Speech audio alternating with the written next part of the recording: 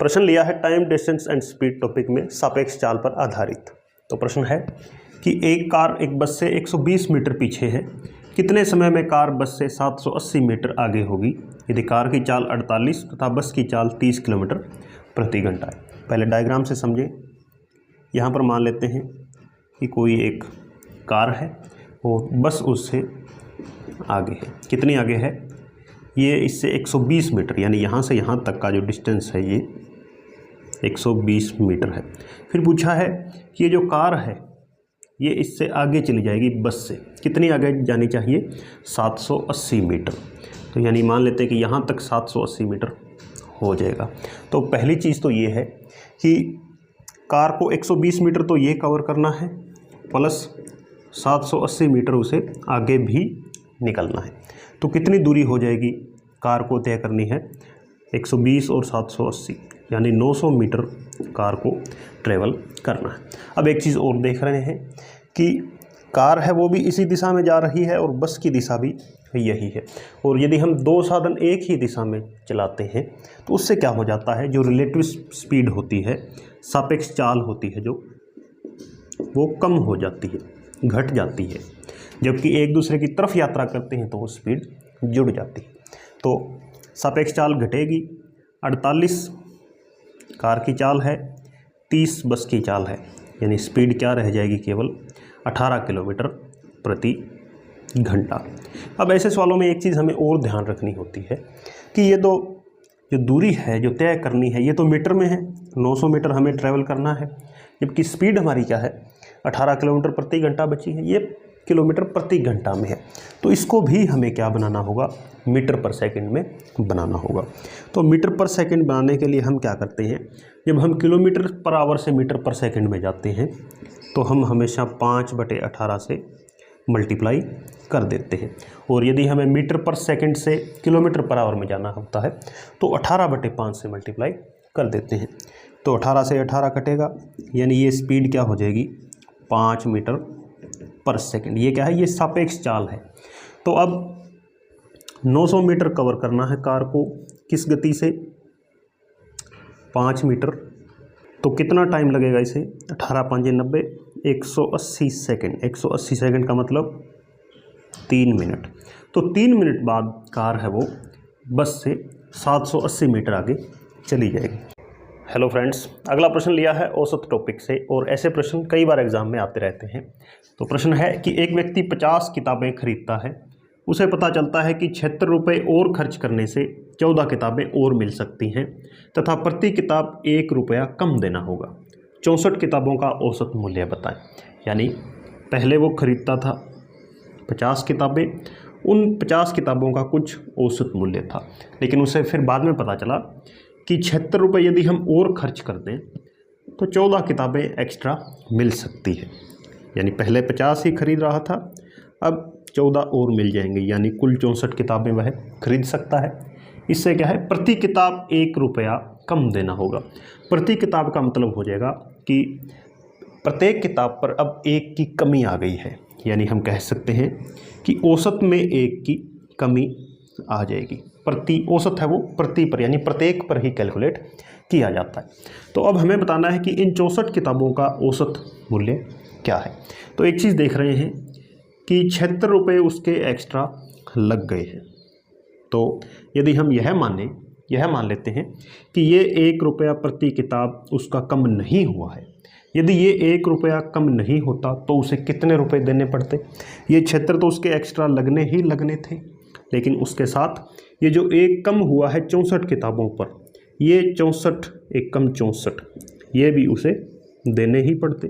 अब तो उसको छूट मिल गई है, प्रति किताब 1 रुपया कम। तो यदि यह 1 की कमी ना होती तो ये 76 तो एक्स्ट्रा खर्च करने ही पड़ते और 64 और एक्स्ट्रा उसके लग जाते, यानी यह छूट उसे नहीं मिलती। तो उसके कितने रुपए लगते? सारे 140 रुपये और लग जाते। कितनी किताबों पर? 14 किताबों के लिए। तो 14 दाए 140, यानी ये 10 क्या आया है? ये उसका पहली 50 किताबों का औसत हमारे पास आ गया है। हमसे पूछा है 64 किताबों का औसत, यानी नया औसत। तो पहले औसत 10 था, अब सभी पर 1 की कमी हो गई, तो अब औसत कितना हो जाएगा? 9 रुपये प्रति किताब। इस तरीके से हम इसको सोल्व कर सकते हैं, चाहे आप XYZ मानकर भी कर सकते हैं। अब यहाँ पर इसको हम चेक कर लेते हैं एक बार कि क्या हमने क्वेश्चन किया है वो सही है, और इससे हमें क्वेश्चन और समझ में आ जाएगा। यानी पहले 50 किताबें थी और प्रत्येक का औसत था 10, तो 50 ढाई उसके कितने रुपए लग रहे थे? 500। फिर वो कहता है 76 रुपये और खर्च करता, कुल कितने रुपए देने पड़ते? 576। 14 किताबें और मिल सकती हैं। तो पहले 50 मिल रही थी, अब कितनी मिलेंगी? 64। तो 64 में कितने होते हैं? 576 होते हैं। तो अब औसत कितना हो जाता? 9, यानी प्रति किताब 1 रुपये की कमी आ जाती। तो इस तरीके से भी हम कर सकते हैं, ये भी तरीका काफ़ी अच्छा है। आगे बढ़ते हैं। अगला प्रश्न लिया है एवरेज टॉपिक से कि एक कक्षा के 34 छात्रों का भार 46.5 किलोग्राम है। एक अध्यापक का भार और जोड़ लिया जाए तो औसत वजन 500 ग्राम बढ़ जाता है। अध्यापक का वजन बताएं। तो औसत का जो टिपिकल क्वेश्चन है, जहाँ पर एक व्यक्ति आ जाता है या चला जाता है, तब औसत पर क्या फ़र्क पड़ता है, उस वैसा क्वेश्चन है। तो कैसे करेंगे? पहले हमें दे रखा है कि 34 छात्र हैं उस कक्षा में और इनका औसत वजन है 46.5 किलोग्राम। अब एक अध्यापक का भार और जोड़ना है, इसका मतलब व्यक्ति कितने हो गए? 34 छात्र थे, एक अध्यापक और हो गया है, तो अब कुल व्यक्ति हो गए 35। अब औसत कितना हो गया है? तो औसत वजन 500 ग्राम बढ़ जाता है। 500 ग्राम का मतलब आधा किलोग्राम हो गया, तो 46.5 में हम आधा किलोग्राम जोड़ेंगे तो अब औसत हो गया है 47 किलोग्राम। यह बताना है कि इस अध्यापक का वज़न कितना है जो हमने यहाँ ऐड किया है औसत में। अब एक चीज़ हम जानते हैं कि इसको हम दो तरह से कर सकते हैं कि या तो यहाँ पर कुल व्यक्ति 34 थे, इसको इससे गुणा करो तो टोटल वजन हमें मिलेगा, और फिर इन 35 को इससे गुणा करो, यहाँ से नया टोटल वजन मिलेगा, उसमें से वो घटा देंगे तो हो जाएगा। लेकिन इससे थोड़ी कैलकुलेशन बढ़ जाती है। हम एक और अप्रोच लगा सकते हैं कि जो यहाँ पर जो 35वां व्यक्ति आया है, नया अध्यापक आया है, उसने क्या किया है? जो वज़न को बढ़ा दिया है आधा किलोग्राम सभी पर, लेकिन जो पहले औसत था 46.5 किलोग्राम, उतना वज़न तो उसे लेके आना ही था। यानी नए अध्यापक ने क्या किया है कि ये 46.5 किलोग्राम ये वज़न तो उसने मेंटेन किया है। यानी जो पुरानी औसत थी वो, या ऐसे समझें कि अध्यापक यदि 46.5 किलोग्राम का होता तो तब तो औसत 35 व्यक्तियों के लिए भी यही बनी रहती, लेकिन वो 46.5 किलोग्राम का नहीं है। यानी 46.5 किलोग्राम तो उसे लेके आना था पुराने वजन को मेंटेन करने के लिए, और जो एक्स्ट्रा वजन वो लेके आया उससे क्या हुआ है? औसत आधा किलोग्राम बढ़ गया है। अब आधा कितने पर बढ़ा है? 35 थे, सभी का औसत आधा आधा बढ़ जाएगा, तो ये हो जाएगा उस अध्यापक का टोटल वजन। यानी 46.5 में हम कितना जोड़ देंगे?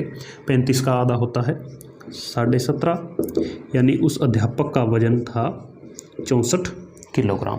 64 में से 46.5 किलोग्राम तो पुरानी औसत को मेंटेन करने में ही चला गया, जो बचा है 17.5 किलो, उससे क्या हुआ है? ये औसत आधा किलोग्राम है वो बढ़ गई है। तो इसको हम इस तरह से भी कर सकते हैं।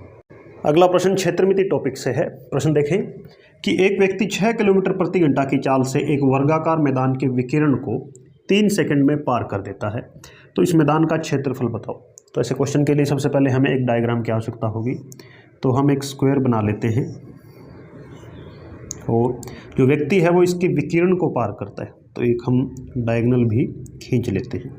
अब क्वेश्चन में दिया है कि व्यक्ति की जो चाल है वो 6 किलोमीटर प्रति घंटा है, जबकि इस मैदान के विकिरण को वो 3 सेकंड में पार करता है। यानी इस कोने से इस कोने तक आने में उसे केवल 3 सेकंड लगते हैं।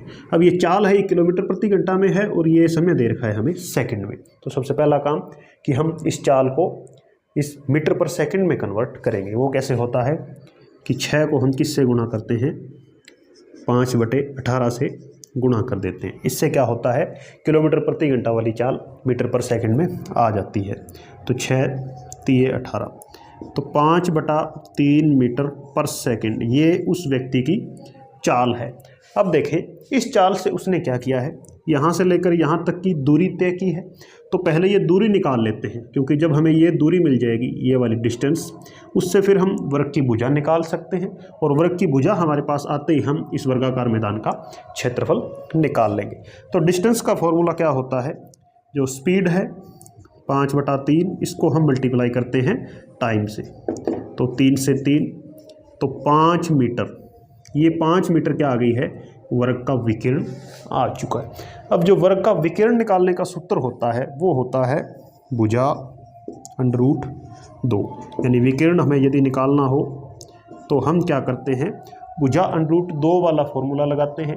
तो विकिरण हमें अब दे दिया कितना, 5 मीटर, √2 यहाँ पड़ा रहेगा, भुजा हम निकाल सकते हैं हम इजीली, यानी हमारे पास भुजा कितनी आ जाएगी, यहाँ से √2 इसके नीचे आ जाएगा, तो 5/√2 मीटर ये आ गई इसकी भुजा। भुजा आते ही हम आसानी से इसका एरिया है वो निकाल सकते हैं। वर्ग का एरिया होता है भुजा गुणा भुजा, यानी 5/√2 को हम 5/√2 से ही गुणा कर देंगे, तो ये 5 5 25, √2 की गुणा 2 होती है, तो 25/2 यानी 12.5 वर्ग मीटर, ये इस पूरे मैदान का, वर्गाकार मैदान का क्षेत्रफल है। इस तरह से हम जो जो चीज़ें दी होती हैं उनका इस्तेमाल करके हुए हम क्षेत्र विधि के ज़्यादातर क्वेश्चन कर सकते हैं।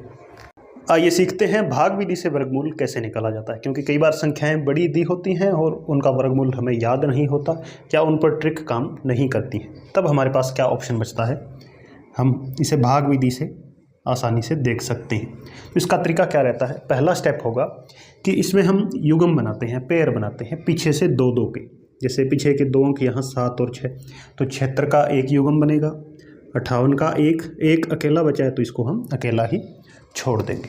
अब पहली संख्या है 1 है, अब किस में भाग दें ताकि 1 से बड़ा न हो जाए, तो सीधी सी बात है 2 का यदि 2 में हम गुणा करते हैं, 2 दूने 4 हो जाता है, तो 4 इससे बड़ा होगा, बड़ा नहीं लेना है, तो 1 पर भाग चला जाएगा, 1 एकम क्या होता है, 1 होता है, ये यहाँ पर ध्यान रखना। तो 1 में से अब हमें 1 घटाना है, जैसे हम भाग करते हुए घटाते हैं, 1 में से 1 घटाएं क्या बचेगा, 0।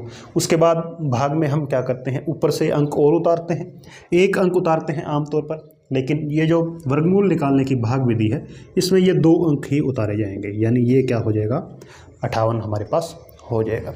अगला स्टेप होगा कि यहाँ पर जब हमने 1 से भाग दिया था, अब इसका डबल करके हम लिखेंगे यहाँ पर 2, यदि यहाँ पर 2 होता तो यहाँ पर लिखते 4, 3 होता तो यहाँ लिखते 6, उसका डबल करते हुए लिखना है। अब यहाँ पर हमें 1 अंक और चाहिए, उसको उसी से ही गुणा करनी है, जैसे यहाँ पर 1 को हमने 1 से ही गुणा किया था, वैसे ही यहाँ पर हम कोई अंक लिखेंगे और उसको उसी से ही गुणा कर देंगे। अब एक चीज़ और ध्यान रखनी है कि 58 से बड़ा हमें नहीं करना है, जैसे हम यहाँ लिखें 1 तो 21 से कम 21 हो जाएगा, यदि यहाँ पर हम लिखते हैं 2 तो संख्या 22 बन जाएगी, और 2 से गुणा करेंगे तो 22 दूना 44, यदि यहाँ पर 3 लिखेंगे तो संख्या 23 बनेगी, और 3 से गुणा कर देंगे तो 23 दिया 69 बड़ा हो जाएगा 58 से, तो 3 नहीं लिखेंगे, इससे ठीक छोटा यानी 2 लिखेंगे, तो 22 दूना क्या हो जाएगा 44, 58 में से 44 घटाओ क्या बचेगा, 14 बचेगा, और हमने किससे गुणा किया है, 2 को 2 से किया है, तो यहाँ पर क्या आ जाएगा 2 आ जाएगा। अब फिर से अगले दोनों अंक उतार लेंगे, कितना हो जाएगा 1476, और अगले स्टेप में अब ये संख्या क्या बन गई, 12 बन गई, 12 का डबल कर दो 24, जैसे 1 का यहाँ पर डबल किया था 2, अब 12 का डबल हो जाएगा 24। अब यहाँ पर 1 अंक लिखना है और उसको उसी से ही गुणा करना है। अब यहाँ पर एक चीज़ हम देख रहे हैं कि 24 पंजे 120 होते हैं और 24 छिक्के 144 होते हैं, यहाँ पर 147 के करीब है, यानी पहले हम 6 लिखकर ट्राई कर लेते हैं। तो आप रफ काम में भी ये कर सकते हैं कि हम 6 लिखेंगे और 6 से ही गुणा कर देंगे। चेक कर लेते हैं, छिकम छिके 36, 6 चौके 24, 3 27, 2 6 दूने 12 और 2 14, पूरा भाग चला गया। किससे भाग किया है, 6 से, तो 126 ये इसका क्या हो जाएगा, वर्गमूल हो जाएगा। तो ये होती है भाग विधि। इसमें हालांकि कुछ एक चीज़ें हैं कि एक तो हमारी कैलकुलेशन यदि मजबूत है तो उसमें हम फिर जल्दी से इसको देखते ही, जैसे हम यहाँ पर हमारा टेबल मजबूत था कि 24 छिके 144 है और ये 147 है तो 6 पर चला जाना चाहिए, तो बहुत समय बच जाता है। यदि कैलकुलेशन मजबूत नहीं है फिर ये थोड़ी सी लंबी विधि हो जाती है, टाइम इसमें लग जाता है। तो ये था हमारा तरीका, काफ़ी सिंपल से 3 स्टेप में ही हमने आंसर निकाल लिया। इसका जैसे ही आप अभ्यास हो जाता है आपको, तो बहुत सा टाइम हमारा बच सकता है, ये क्वेश्चन हम जल्दी से कर सकते हैं।